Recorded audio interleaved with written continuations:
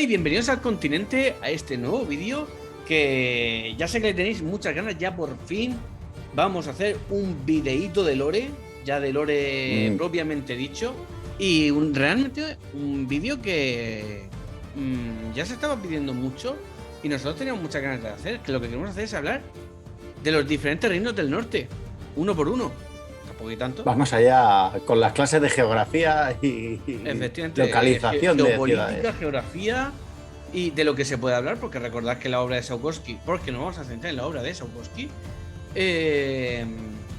ya sabemos que a veces, pues, cuando no da lugar a la interpretación, sus informaciones son un tanto escasas, que son indicativo que sea algo malo, pero es lo que hay.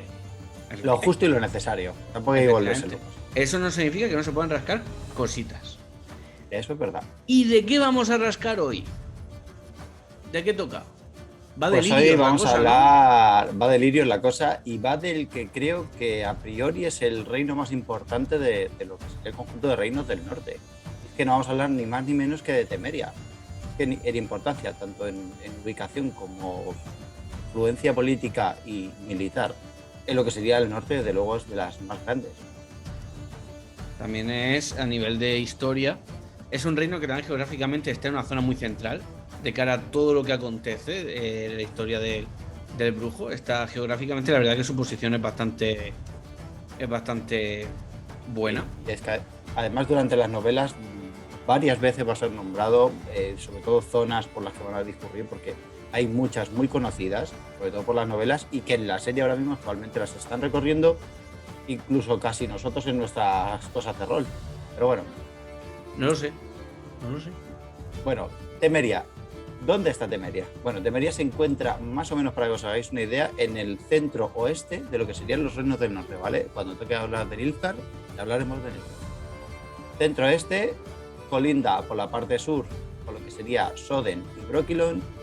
En su oeste tendríamos a Cidaris, que es uno de los reinos costeros, donde estaría, para que os hagáis una idea,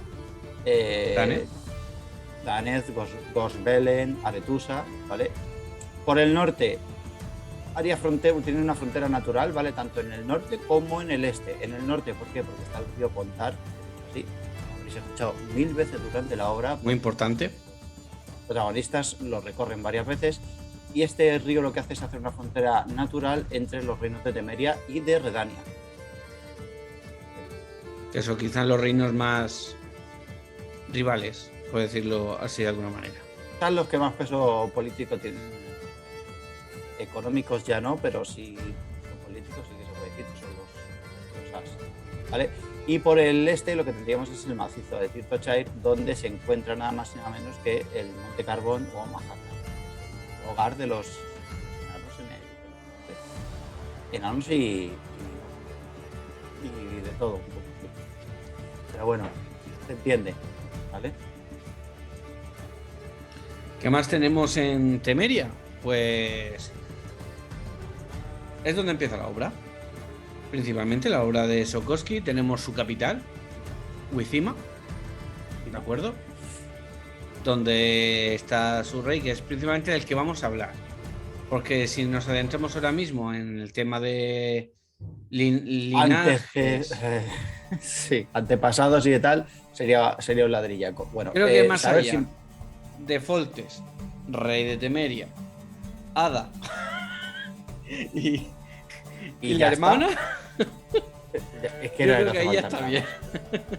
Yo creo que además es más que suficiente. Bueno, la capital, como bien decías, es Wizima. Esta es una de esas que fueron conquistadas por los humanos. O sea, es decir, que Wizima es de origen élfico, no es una construcción humana como tal, que se encuentra más o menos al noreste de lo que sería toda la región de Temeria. Quiere decir que a sus pies, a los pies de Wizima, hay un lago muy grande donde confluyen los afluentes tanto del Pontar como el Kivik y el Ismena. El Ismena sobre todo os va a sonar mucho porque este sí aparece durante las obras. Estos tres, los dos afluentes más el Pontar, van a confluir en el lago que está de Wizima. Cosa que hasta ahora no se ha representado. No he visto el lago como tal, porque en la serie, en la representación, ni siquiera en el juego lo hemos visto. Cabe decir que en el Witcher 2, Assassin's Creed, sí que cobra bastante importancia. Poco Pero no se llega a ver, si no recuerdo mal. El lago no se llega. El lago no tiene nombre como tal, es el lago de Wizima, o sea que es el nombre que recibe, no hay mucho más que decir. Que hablaros también un poco de Temeria, el estandarte, ¿no? Esto que a mucha gente le gusta, el tema de los estandartes, gracias a Juego de Tronos, que la gente se volvió loca por los estandartes. Qué vicio más extraño, pero bueno, cada uno. Si se lo hace el Don Cumper con su esta de las banderas, ¿no? Con su filia por las banderas. Diversión con banderas. Bueno, pues vamos a la diversión con banderas. Hoy toca Temeria, lirios plateados sobre un fondo negro. Por eso a los temerios, ¿no? Yo lo tengo registrado como que al principio es negro y que luego CD Projekt hizo de las suyas y decidió que era azul porque le gustaba más. Pero bueno. Bueno, habría que diferenciarlos de los soles dorados de... Da igual. ¿Sabes por qué da igual? Porque cómo se conoce a las tropas y a los habitantes temerios. O los lirios temerios. Por lo cual es que da igual el color que le pongas de fondo, porque al final por lo que son reconocidos por los lirios. Normalmente los blasones y los escudos de armas sí, los lirios. De la mayoría de las familias nobles de Temeria llevan estos lirios. Por lo cual. De hecho, un detalle muy chulo que tiene en la serie, las lanzas del ejército temerio son lirios. Tienen forma lirios, efectivamente. Bueno, ¿quién es este señor que gobierna a esta gente con mano dura y bastante laxa a la vez? O sea, pasa bastante este señor. Bueno, personaje. Gracias a la serie y gracias a primeramente ya supimos que este señor provocó una maldición. Bueno, no exactamente él, sino uno de sus... No fue cosa per se, no fue cosa suya. No suya, pero sí que tuvo una parte importante. Bueno, este señor es el rey Foltest. La representación de Netflix es bastante más rey medieval. Es más caricaturesca. Poco agraciado, vamos a decir, cuando en las novelas la imagen del rey Foltest tenía un vozarrón. Esto se respetó en la serie, pero era un tío bastante más imponente. Era un rey un poquito más llamativo y incluso mejor cuidado y mejor vestido. Eso te iba a decir yo, se lo pone como un rey bastante atractivo en ese... De hecho dicen que es una de las características. Es una persona bastante atractiva.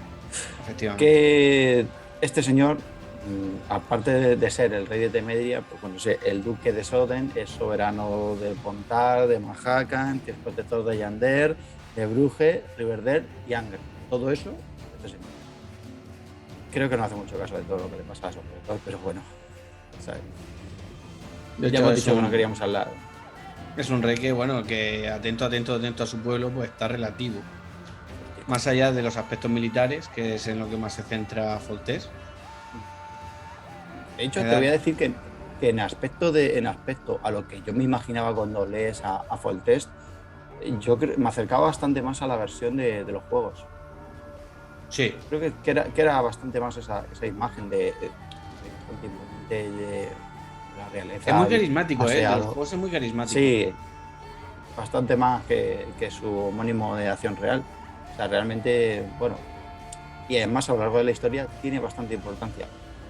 Sí. Deciros que hay una curiosidad, ¿vale? En cuanto a, ya sabéis que hay una especie de norma en los reinos del norte, que es que todos los reyes tienen a un hechicero o varios hechiceros a su cargo. Aquí pasa una cosa, en las novelas hay un fallo de cronológico. Entre comillas, ¿vale? Cuando Zakowski escribe el capítulo de la Estrige, ¿no? El capítulo de Wizima, donde el tema de la maldición y tal, en ese capítulo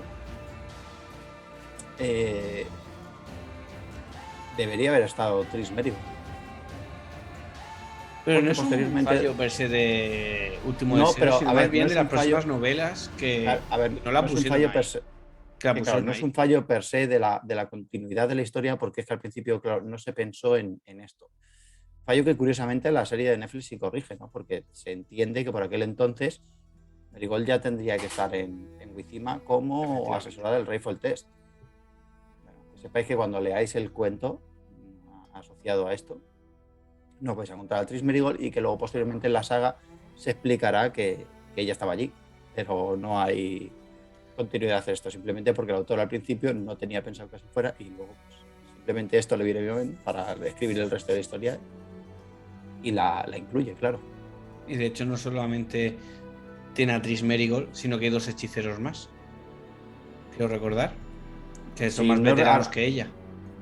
Si no recuerdo mal, uno de ellos es Fenkar, si no meto mucho la pata, porque ahora mismo es verdad que esa información me pasa un poco por encima porque es que no influye porque es que realmente... Tampoco son hechiceros muy importantes, son hechiceros veteranos. Es que de hecho no tienen casi relevancia porque apenas tú sabes que son hechiceros consejeros de Foltest porque durante una parte de la historia te va a decir que es así. Ya está, pero ni siquiera son nombrados en ningún tipo de documento más. Y de hecho no son solo ellos, quiero decirte, que tiene también, salvo como terminó Último Deseo, tiene al noble que era amigo de la hermana, que, spoiler, estaba enamorado de ella, no sabemos ahora mismo el nombre. Provocador de la maldición de la y luego en los libros creo que tenía más gente, creo que tenía un par más. O sea que Foltest está claro que su consejo no era pequeño.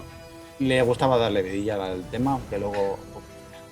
Bueno, si te tomas una pinta en una taberna en Vizima y en todo Temeria, ¿cómo tenemos que pagar? ¿Cuál es la moneda oficial con la que funciona esta gente? ¿Y en qué idioma tendríamos que hablar para pedir esa pinta? O sea, esto es importante, porque no saberlo es un problema. Esto además es una cosa que normalmente la gente cuando viaja lo primero que te aprende es una cerveza y cuánto. O sea, no, esto funciona así. La moneda oficial de Temeria, casi la gran parte del norte son los oreos, ¿vale? Conocido por todos. Y el habla aquí es la común. Aquí hablarían la común. Aquí no hay pues, ni hablando del élfico, ni aquí hablando de los no. naos. Aquí mucho no. lo justico. Entonces, habla la común, ¿vale? Sí, aquí no existe aquí no existe un Oxenfurt ni nada por el estilo. No mucho. Además es que les da un poco igual. O sea, tened en cuenta que, volvemos otra vez, históricamente esto está situado como una baja edad media donde vale todo.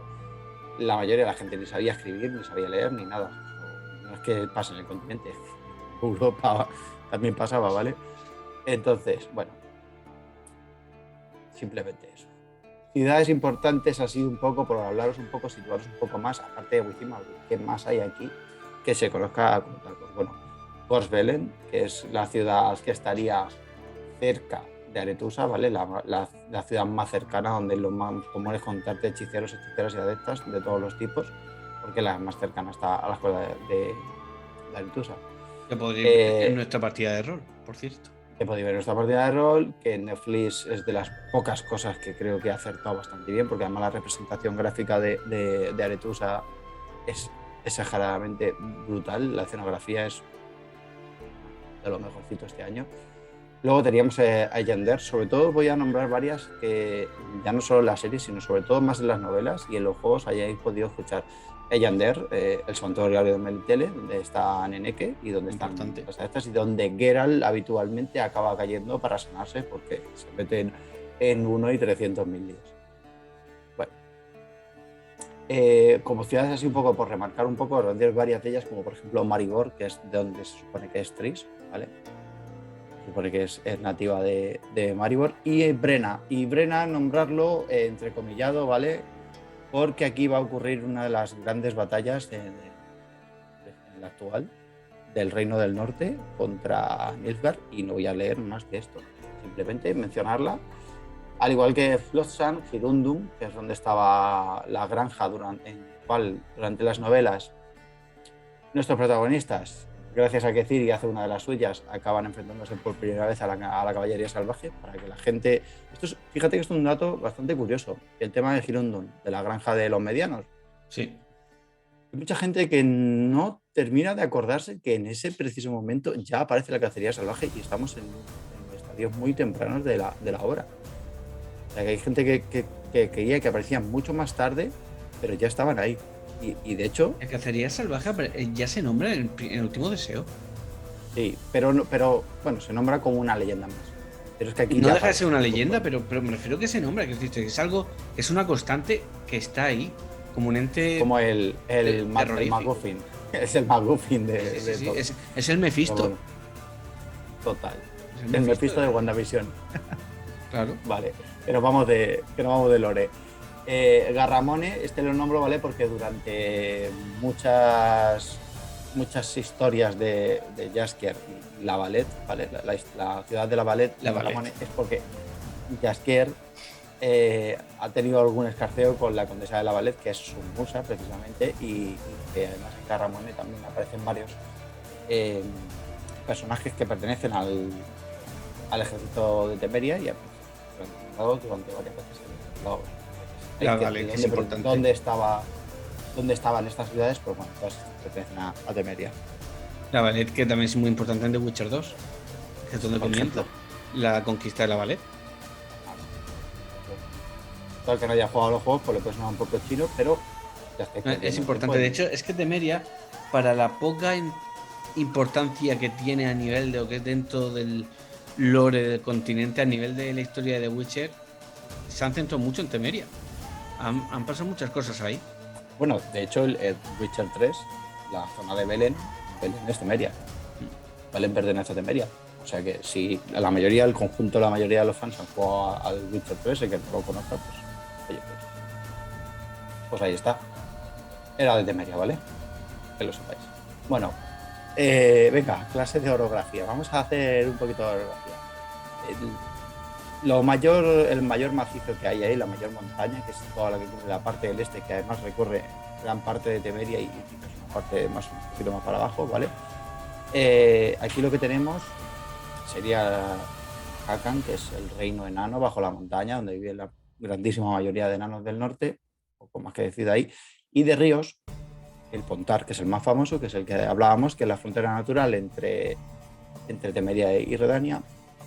Y luego hay dos que sí que os quiero nombrar, pero simplemente no porque sean más importantes que los demás, sino simplemente porque pasan una serie de hechos durante la novela y estos sí los vais a escuchar, están ahí, ¿vale? Que es uno sería el Chotla, que es donde ocurre la batalla de Brenna, que hablábamos antes, en las cercanías, y Elina, que este es bastante recurrente en la novela. Este sí que se habla de ello, como que lo recorren hacia abajo, yendo hacia la zona de los tres ríos y tal, y pasan por Elina. Ahí están en Temeria, porque en los libros muchas veces se te dicen ciudades, se te dicen lugares y no te centran dónde está. Entonces, yo haciendo esta serie de vídeos hablando de las localizaciones y de los reinos, os los voy a nombrar, ¿vale? Para que tengáis claro dónde están en esos momentos de la historia.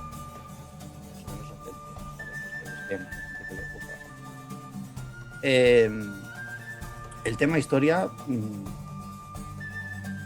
como todos los reinos humanos, sobre todo los del norte, fundados posterior